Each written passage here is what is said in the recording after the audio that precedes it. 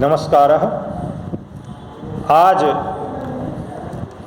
आचार्य द्वितीय खंडे साहित्य चतुर्थपत्रे विशेष कवि माघे प्रतिपाद्य विषयः अस्ति माघे सन्ति त्रयो गुणा इत्यस्य तृतीय भागः।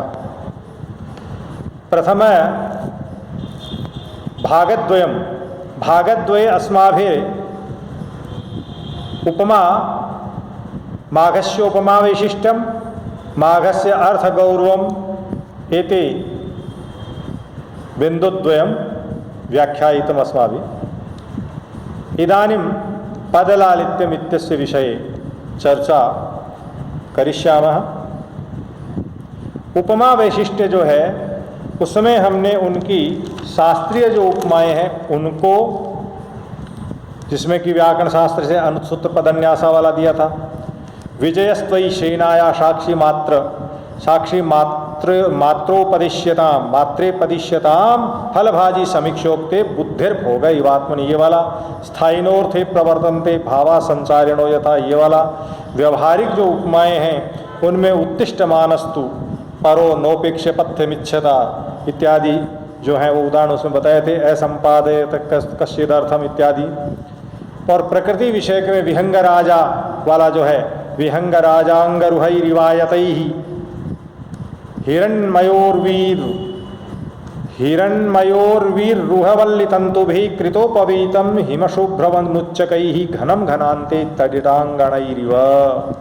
ये उपमाओं के उदाहरण उसमें दिए थे। मनोभावात्मिक के उपमा जो है उसमें भी वो एक उदाहरण बताया था कि जहाँ शत्रु जो है वो क्रोध में हो और उस पर कोई सामवाद चलाए, साम नीति चलाए तो वो नष्ट हो जाता है। उसी प्रकार जहाँ पर गर्म घी है, उष्ण घी है, उसमें आपने ठंडी शीतल जल डाला कि उसके उष्णता को हम ठंडा करें तो वो उसकी अग्नि को और ज़्यादा भड़काता है। तो ऐसे कुछ उदाहरण दिए थे। नालंबते दैष्टिकतां न निषीदति पौरुषे शब्दार्थौ सत्कवीरिव विद्वान द्वयं विद्वान अपेक्षते इत्यादि जो उदाहरण उसके दिए थे। अर्थगौरव में हमने कुछ उदाहरण दिए थे। रीतेरवे क्षालयितुं क्षमेतकः इत्यादि। पादाहदम यदुत्थाय, ये धूलि वाला उदाहरण दिया था। अन्यत उत्शृंखल जो बल है वो और शास्त्र नियंत्रित बल दोनों में अंतर है, ये बताया था। तो तुलना बताई थी, दोनों समानाधिकरण से कहीं नहीं रह सकते एक जगह। और षड्गुणों आदि का भी इसमें चित्रण आया था। सर्वस्वार्थम समीहते, ये भी अर्थगौरव का सुंदर एक शुक्ति आई थी कल। और इसके अलावा कुछ और उदाहरण दिए थे। अब माघ के पद लालित्य पर हम चर्चा करते हैं। पदों का लालित्य यानी पदों का इस प्रकार रख रखाव, ये विशेषता हम दंडी में देखते हैं। अगर महाकाव्य की चर्चा करें तो हम नैषधीय चरित्र में देखते हैं, लेकिन महाकवि माघ का भी पद लालित्य जो है वो कम नहीं है। वो लिखते हैं लालित्यमिति शब्दस्य श्रवणेनैव मनोमुग्धतां याति न कोपि मानवः कर्णकटु शब्दान् श्रोतुम् इच्छति। कोई भी मनुष्य ललित पदों को सुनना चाहता है, कड़वे शब्दों को सुनना नहीं चाहता।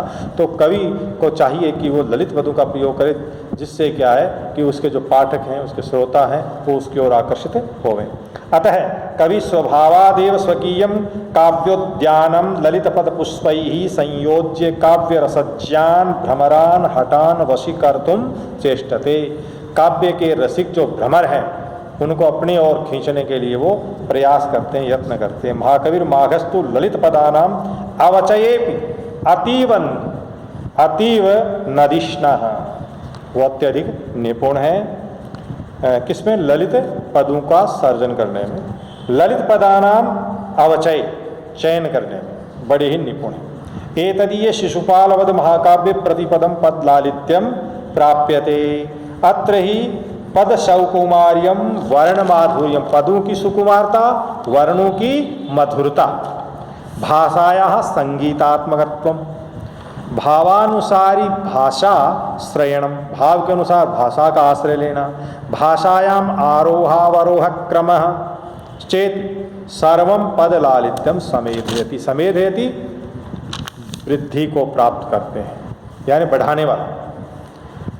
भाषा की संगीतात्मकता, भाव के अनुसार भाषा का आश्रय, पदों की सुकुमारता और वर्णों की मधुरता, मधुरता किसकी, वर्णों की उच्चारण। तो इस प्रकार के सोच समझ के ऐसे पदों का प्रयोग वो करते हैं। भाषा की संगीतात्मकता का उदाहरण, बड़ा भव्य उदाहरण है बसंत ऋतु के वर्णन में। और ये छठे सर्ग में ऋतु वर्णन आया है, उनमें ये बसंत ऋतु के वर्णन में बसंत जब आता है तो भंवरे गुंजन करते हैं, आम्र मंजरी खिल जाती है, चारों ओर पेड़ों के जो है पत्ते आ जाते हैं, फिर फूल आते हैं, फिर फल लगते हैं, आम्र मंजरी खिलती है, अन्य अन्य जो है। तो वहाँ लिखते हैं द्रुत विलंबित छंद है। तो सुनिए और इसका आनंद लीजिए। मधुरया मधुबोधित माधवी, मधु समृद्धि समेधित मेधया, मधुकरांगनया मुहुरुन्मद, ध्वनिभृता निभृताक्षर मुज्जगे। कह रहे हैं मधुर मधुमास जो है उसके द्वारा प्रेरणा को प्राप्त हुई माधवी नाम की लता है, उस पर पुष्प खिले हुए हैं। उन्हें पुष्पों की समृद्धि की एधा से, मेधा से, बुद्धि जिसको आ गई है समृद्धता से, और इस प्रकार की कोई मधुकर की अंगना जो स्त्री है भंवरी, वो उन्मत्त होकर के और उसे माधवी लता के पुष्प पर जा करके बैठती है और उसका रस चूसती है, और ध्वनि मधुर ध्वनि में वो गान करती है। तो उसके मधुर मधु को पीने का लोभी भी, और मधुकरी का अनुसरण करता हुआ उसका प्रियतम जो भंवरा है वो उसके पीछे पीछे जा करके उसी पुष्प से अपना मकरंद जो है उसका वो पीता है। कौन? भंवरा। भंवरी तो पी रही है, भंवरा भी पीता है। अत्र अनुप्रास जन्य चमत्कृति ही सचेतसाम मनोहरती। अनुप्रास है यहाँ पदों का आवृत्ति जो है वो मधुरया मधुबोधित माधवी। यहाँ मधु शब्द की देखो आवृत्ति हो रही है, धकार की आवृत्ति हो रही है, मधु समृद्धि समेधित मेधया, अब मेधे की आवृत्ति हो रही है, मधुकरांगनया मुहुरुन्मदय, बड़ा सुंदर पद्य अंगनया उन्मदय इत्यादि। तो ध्वनि भृता निभृता, भृता निभृता, तो ये इस प्रकार के यहाँ यमक अलंकार से अलंकृत जो भाषा है उसका आश्रय कवि ने पद माधुर्य के लिए लिया है। इसी प्रकार जो एक अन्य श्लोक है जहाँ पर बसंत ऋतु का प्रारंभ हुआ, और बसंत ऋतु में रैवतक पर्वत जो है, ये बसंत ऋतु में पर्वतों के ऊपर पलाश के वृक्ष हैं, पलाश का ही वन है, पलाश के पुष्प लाल होते हैं और पत्ते भी अंकुरित होते हैं तो लाल रंग के होते हैं। तो उनको दृश्य को श्री कृष्ण जब देखते हैं तो यमक उदाहरण, यमक अलंकार के सुंदर उदाहरण है, जो कि हमारे साहित्य दर्पण में यमक के उदाहरण के रूप में भी आया है। तो ये भी कौन है? ये भी द्रुत विलंबित है। नव पलाश पलासवनम पुरा, स्फुट पराग परागत पंकजम, मृदुलतान्तलतान्तमलोकयत्, ससुरभिं सुरभिं सुमनोभरै। श्री कृष्ण ने इस प्रकार की नव पलाश, नवीन पत्तों वाले पलाश वन को देखा। पलाश नाम एक पौधे का है और एक पलाश नाम है नवीन पत्ते का। नव पलाश, नवीन अंकुर जिस पर उदित हुए हैं, इस प्रकार के पलाशों वाले, पलाश नाम के वृक्षों के वन को पूरे माने शाम ने क्या क्या एलोकयत देखा। किसने? सैमन, उसने किसने? श्री कृष्ण ने, जिस पर स्पष्ट रूप से पराग झलक रहा है। इस प्रकार के पंकज हैं, कहाँ? सरोवर में। और मृदुलतांत लतांत, कोमल जो पत्ते हैं जिनके, इस प्रकार के लताओं के किनारों को उसने देखा। और सुरभि मास से सुगंधित पुष्पों वाले इस प्रकार के पलाशवन को देखा। तो यहाँ पर यमक की छटा है, तो कह रहे भावानुसारी भाषाश्रयण सौकुमार्य यथा, भाव के अनुसार सुकुमारता का उदाहरण अन्य है। यमक का अलंकार का तो उदाहरण नवपलाश पलाश है। अनुप्रास का उदाहरण था मधुरया मधुबोधित माधवी। फिर से सुने, मधुरया मधुबोधित माधवी जो है वो अनुप्रास की छठा का उदाहरण था, और यमक वाला नवपलाश पलाश। और भाव के अनुसार भाषा का जो चयन किया सुकुमारता, ये वो अगले में है। यह छठे का 14वां श्लोक। पहले जो बताया था वो छठे का 20वां है, दूसरा जो बताया था छठे का दूसरा है, या ऋतु वर्णन के प्रसंग है। ऋतुवर्ण के छठे सर्ग में ये जो है ये इनका पद लालित्य ज़्यादा ही सुंदर बना है। वदन सौरभ लोभ परिभ्रम भ्रमर संभ्रम संभृत शोभया चलितया विदधे कलमेखला कलकलोल कलोल दिशान्यथा। ये छठे का 14वां।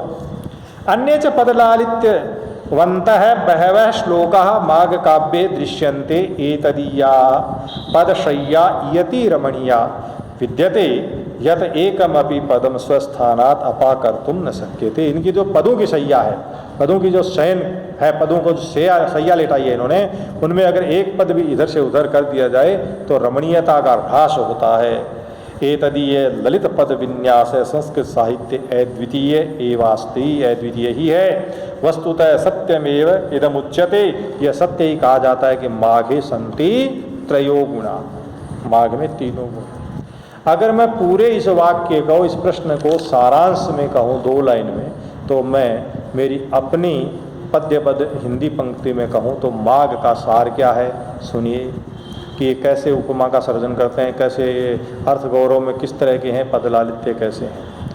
और यदि मुरारी माघ काव्य को आपको पढ़ना है, मुरारी का चिंतन करना है, मुरारी कौन? कृष्ण, तो माघ काव्य पढ़ें। माघ नाम काव्य नाम शिशुपाल का, तो शिशुपाल का पढ़ करके उसमें श्री कृष्ण की लीला का वर्णन चिंतन उसका है, तो आप उसको पढ़ें।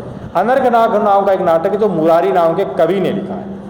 अगर आप उसको पढ़ना चाहते हैं अनर्घ राघव को, तो आपको पहले शिशुपाल वध को पढ़ना पड़ेगा, तभी वो समझ में आएगा। यानी वो क्लिष्ट है, उसकी भाषा प्रौढ़ है उस नाटक की। तो देखिए,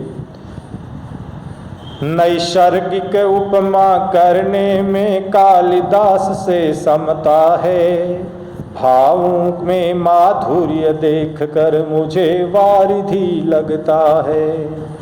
ललित पदों के नृत्य सर्जन में मधुमाधुर्य बरसता है।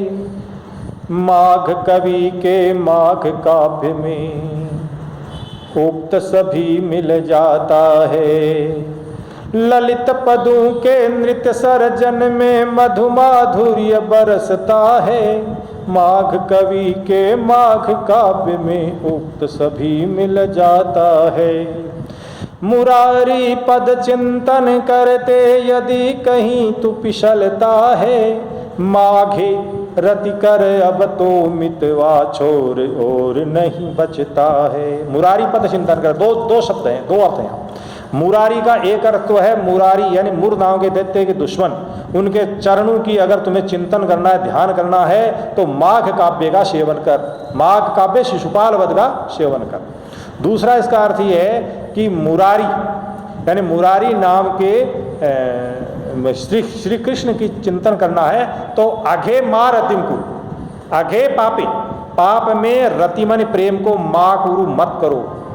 माघे रति कर, अघे रति, अघे माँ रति कर, पाप में रति मत कर। एक अर्थ ये भी हो गया।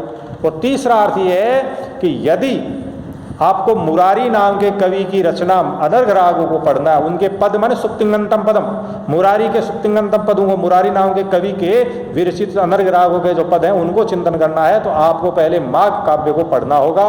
हे मित्र, इसके अलावा और कोई दूसरा रास्ता नहीं बचता। धन्यवाद, नमस्कार। अब अगला प्रश्न फिर से।